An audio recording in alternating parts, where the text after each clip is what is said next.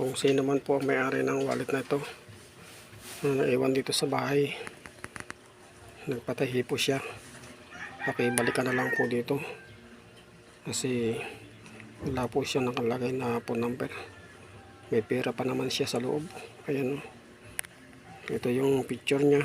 Ayan yung picture. Ito yung wallet. Puntahan na lang po nyo dito kasi hindi ko po siya makakontak. Wala siyang telephone number. Ito po yung kanyang picture. Ano po.